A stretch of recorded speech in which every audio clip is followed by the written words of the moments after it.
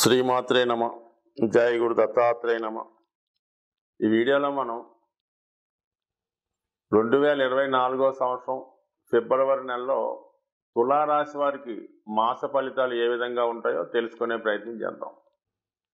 తులారాశి వారికి మరి ఈ నెల ప్రారంభంలో చతుర్థ స్థానంలో రవి బుధుల కలయికతో ఒక అద్భుతమైనటువంటి ధనయోగం, రాజయోగం, బుధాదిత్య యోగం కూడా ఏర్పడడం జరిగింది. సో ఒక విధంగా భాగ్య లాభాధిపతుల కలయిక చతుర్థ స్థానంలో. భాగ్యాధిపతి 4వ స్థానంలో సంచరించే సమయంలో గృహంలో శుభకార్యాలు జరుగుతూ ఉంటాయి. అలాగే మీకు ఇష్టమైనటువంటి బంధువులు మీ గృహాన్ని విజిట్ చేస్తారు, పుణ్యక్షేత్రాలు దర్శిస్తారు. మీ గృహంలో ఆధ్యాత్మిక కార్యక్రమాలు అంటే పూజలు లాంటి వ్రతాలు లాంటి జరిపించే అవకాశం ఉంటుంది. అంటే గృహంలో ఒక అదృష్టకరమైన పండగ వాతావరణం కనబడుతుంటుంది. భాగ్యాధిపతి 4వ స్థాన సంచారం అన్నది ఒక విధంగా గృహం ఒక మంచి ఆధ్యాత్మికంగా కనబడుతుంటుంది.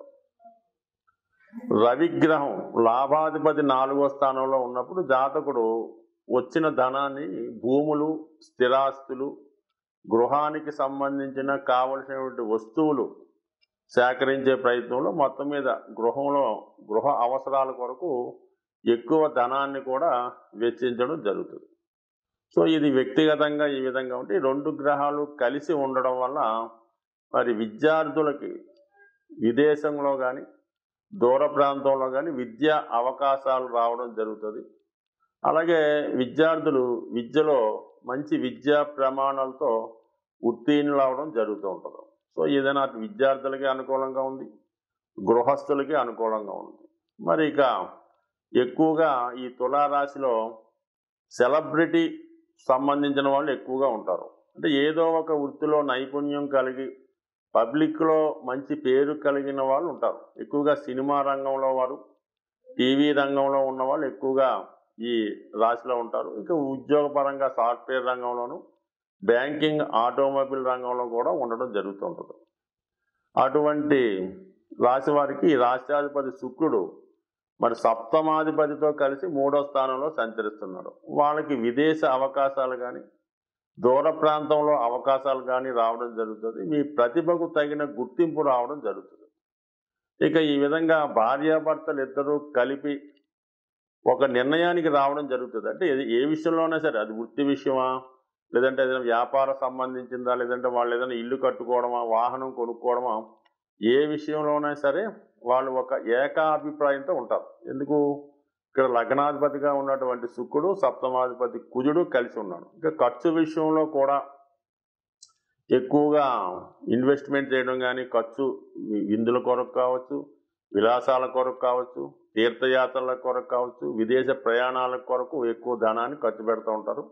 అలాగే మరి ఇదే సమయంలో మరి వీళ్ళు ఏమైనా స్థలం కానీ, వాహనం కానీ, గృహం కానీ కొనుక్కునే ప్రయత్నం కూడా జరిగే అవకాశం ఉంటుంది. సో మొత్తం మీద ఈ గ్రహాలన్నీ కూడా అంటే శుక్ర, రవి, బుధ, కుజగ్రహాలు ఏదో విధంగా జాతకుడికి అనుకూల స్థానంలోనే ఉండడం జరిగింది.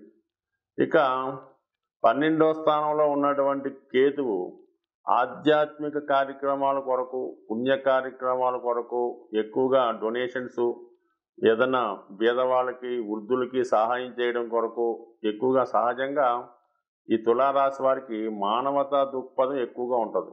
ధనం చేతిలో ఉండాలి కానీ ఏదో విధంగా సహాయం చేస్తూ ఉంటారు. అంటే ఇతరులకి సహాయం చేయడంలో వీళ్ళు ఎక్కువగా ఆనందపడుతుంటారు. ముఖ్యంగా లేని వాళ్ళకి ఇవ్వడంలో ఎక్కువ సంతోషాన్ని, సంతృప్తిని పొందుతూ ఉంటారు ఈ తులారాశి వారు. సో అందుకనే వీళ్ళు భగవంతుడు ఒక విధంగా వీళ్ళకి ధనాన్ని ఇస్తూ ఉంటాడు. అలాగే వీళ్ళు కూడా లేని వారి కోసం ఖర్చు పెట్టడం కూడా జరుగుతూ ఉంటుంది. సో ఏదైనా ఈ రాశి వారు ధన్యులనే చెప్పొచ్చు. అయితే 5వ స్థానంలో శనిగ్రహ సంచారం సప్తమాన్ని వీక్షిస్తుంటుంది కాబట్టి వివాహ విషయంలో ఒక నిర్ణయానికి రాలేకపోతుంటారు. వచ్చిన వివాహ పెళ్లి సంబంధాలను ఏదో విధంగా దాన్ని తప్పిపోవడం కానీ, వదులుకోవడం కానీ జరుగుతూ ఉంటుంది. అంటే ఒక క్లారిటీ ఉండదు. ఎటువంటి భార్య కావాలి, ఎటువంటి భర్త రావాలి, లేదంటే కాబోయే వరుడు లేదా వధువు ఏ విధంగా ఉండాలని నిర్ణయానికి రాలేకపోవడం వల్ల వివాహ విషయంలో కూడా ఒక నిర్ణయానికి రాలేకపోతుంటారు. సో అలాగే షేర్ మార్కెట్, స్పెక్యులేషన్ లాంటి వాటి జోలికి వెళ్లకుండా ఉండడం మంచిది. అలాగే ఈ విషయంలో ఎవరికి సలహా ఇవ్వకపోవడం కూడా మంచిది. సో ఏదైనా మొత్తం మీద వివాహ సంబంధించిన విషయాలు, స్పెక్యులేషన్ విషయాలు, జోదానికి, గేమ్స్కి సంబంధించిన విషయాల్లో జాగ్రత్తగా ఉండడం ఇది అనుకూలం కాదు ఈ రాశి వారికి. కాబట్టి వాటి విషయంలో జాగ్రత్తగా ఉండండి.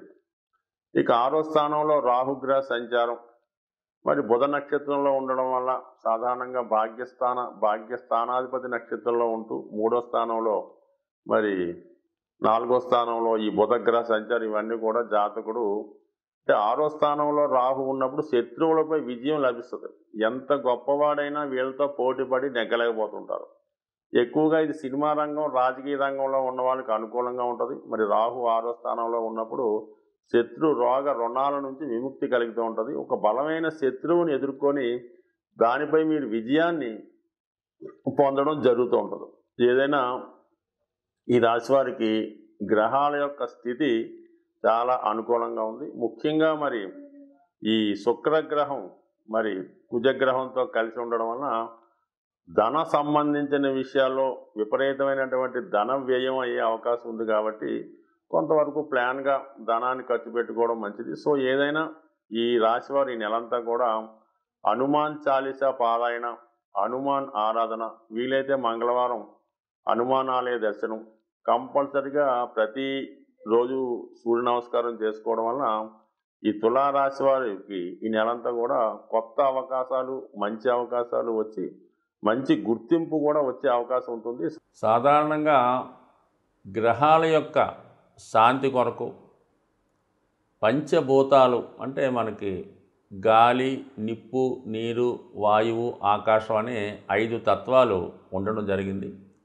దీన్నే మనం ఈ పూజాధికారులు నిర్వహించేటప్పుడు పంచోపచార పూజ అని చేయడం జరుగుతూ ఉంటుంది. సో ఇందులో ముఖ్యంగా శని భగవానుడు యొక్క అనుగ్రహం కోసం మరి శని భగవానుడు వాయుతత్వ రాశి అవ్వటం వల్ల ధూపంతో పూజించడం వల్ల అంటే మీకు సాధారణంగా శివాలయాల్లో కానీ అమ్మవార్లకు కానీ ఈ సాంబ్రాణి ధూపం ఎక్కువగా వేస్తూ ఉంటారు. సో అది సింపుల్గా అగరబత్తీలు వెలిగించడం.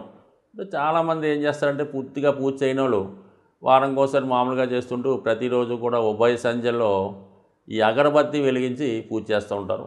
ఇంకా ఓపిక ఉన్నవాళ్ళు సాంబ్రాణి పొగ అది గృహం అంతా వేస్తూ ఉంటారు. ఎక్కువగా అమ్మవార్లకి, శివునికి. అలాగే ఈ సాంబ్రాణి పొగ వేయటం వల్ల కనీసం ప్రతిరోజు అగరబత్తి 2 పూట్ల భగవంతుని యొక్క ఆరాధించడం వల్ల మీకు కంపల్సరిగా ఈ నవగ్రహాల్లో శని భగవానుడి యొక్క అనుగ్రహం లభించడం జరుగుతూ ఉంటుంది. సో ఈ కారణం వల్ల ఒకటి.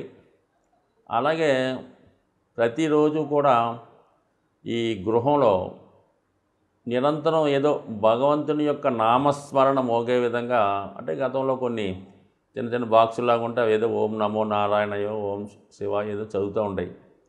సో అటువంటి కూడా గృహంలో ఉండడం వల్ల ఏంటంటే పాజిటివ్ ఎనర్జీ ఆ గృహంలో ఉండడం జరుగుతూ ఉంటుంది. కాబట్టి సాధ్యమైనంత వరకు శని భగవానుడి యొక్క అనుగ్రహం కావాలంటే ఆ గృహం చాలా పరిశుభ్రంగా ఉండాలి. అలాగే ఇరిగిపోయిన వస్తువులు, పనికిమాలిన వస్తువులు, అక్కర్లేని వస్తువులు ఇంట్లో ఉంచడం. అలాగే కొంతమందికి ఏంటంటే ఓ 10 జతల చెప్పులు ఉంటాయి. ఏదో కొత్తవి కొంటుంటారు, పాత ఏం చేసుకుంటారో. ఈ చెప్పుల జతలు ఎక్కువ అవడం వల్ల ఈ కొంతకాలంకి ఆ నెగిటివ్ ఎనర్జీ వాటి మీద వచ్చే అవకాశం ఉంటుంది. కాబట్టి సాధ్యమైనంత వరకు ఈ చెప్పులు అన్నవి నిల్వ ఉంచకుండా ఎప్పటికప్పుడు దాన్ని అవసరం తీరిన తర్వాత బయటపడేయండి. ఏదో 1-2 చెప్పులు పెట్టుకోవడం అన్నది ఒక కొత్తమైన పద్ధతి. అలాగే ఇంట్లో వాడే చీపురు గట్ట దాన్ని కూడా మరి ఒక చోట కొంతమంది నిలువుగా పెడుతుంటారు అనమాట. అంటే కుచ్చు పైకి వచ్చేలా పెడుతుంటారు అనమాట. జ్యేష్ఠాదేవి చేతిలో ఆయుధంలాగా. ఎట్టి పరిస్థితుల్లో కూడా కుచ్చు అరిగిపోతే ఇంకోటి కొనుక్కుంటాం, ఏం పోయింది. అందువల్ల ఎప్పుడు కూడా అది నిలువుగా కరెక్ట్గా పెట్టాలి తప్ప కుచ్చు పైకి వచ్చే విధంగా మాత్రం ఎట్టి పరిస్థితుల్లో కూడా పెట్టలేదు. ఇవన్నీ కూడా అలక్ష్మికి కారణాలు అన్నమాట. సో అలాగే ఏంటంటే ఈ భోజనం చేయడానికి కూడా ఒక పర్టికులర్ టైం పాటించాలి. ఏ టైంలో పడితే ఆ టైంలో తినడం, ఎక్కడ పడితే అక్కడ తినడం, ఈ టీవీలు చూస్తూ ఈ మంచాల మీద కుర్చీల్లో సేరబడి ఈ విధంగా భోజనం చేయడం, ఏదో ప్లేట్లో భోజన పదార్థాలు ఉడించుకొని తినడం, ఇవన్నీ కూడా ఐశ్వర్యప్రదం కాదు. ఇవన్నీ కూడా శనిని ఆహ్వానించే ఇండికేషన్స్ అన్నమాట. ఈ అనాచార పనులన్నీ కూడా శనిని ఆహ్వానిస్తుంటాయి. అలాగే శుభ్రమైనగా ఉండడం, శుభ్రంగా భోజనం చేయడం, అలాగే ఆహార పదార్థాలు కూడా జాగ్రత్తగా వినియోగించడం, ఇవన్నీ కూడా లక్ష్మీదేవి అనుగ్రహానికి పాత్రలు అవుతూ ఉంటాయి. కాబట్టి సో ఏదైనా శని భగవానుడి యొక్క అనుగ్రహం కావాలనుకున్న వాళ్ళు ప్రతి పని కూడా పద్ధతి ప్రకారం నియమానుసారం చేసుకోవడం వల్ల వాళ్ళు కంపల్సరీగా శని భగవానుడు టాప్ రేంజ్లోకి తీసుకెళ్లే అవకాశం ఉంటుంది. స్వస్తి.